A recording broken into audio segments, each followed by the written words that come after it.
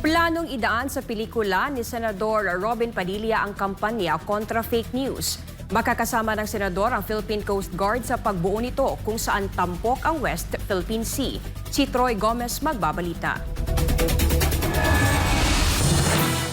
May pinaplanong pelikula si Senator Robin Padilla para maghatid ng tamang impormasyon sa publiko tungkol sa isyu sa West Philippine Sea at para makakuha ng suporta para sa Philippine Coast Guard at iba pang ahensyang kasama sa pagtatanggol ng ating teritoryo.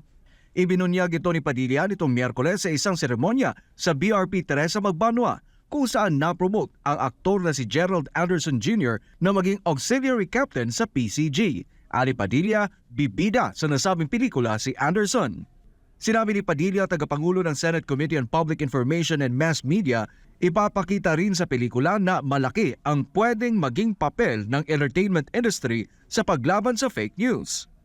Binati naman ni Padilla si Anderson sa kanyang promosyon dahil isa siyang halimbawa hindi lang ng isang seryoso at dedicated na aktor, kundi isang Pilipinong mahalang bayan at sumali sa Coast Guard Auxiliary. Muli namang nanawagan ng mambabatas sa mga vlogger at nagtatrabaho sa media, lalo na ang may impluensya na maging Coast Guard reservist din.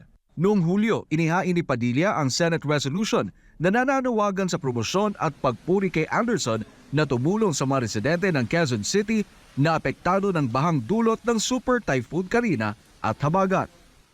Para sa Diyos at sa Pilipinas kung mahal, Troy Gomez nag-uulat, SMNI News.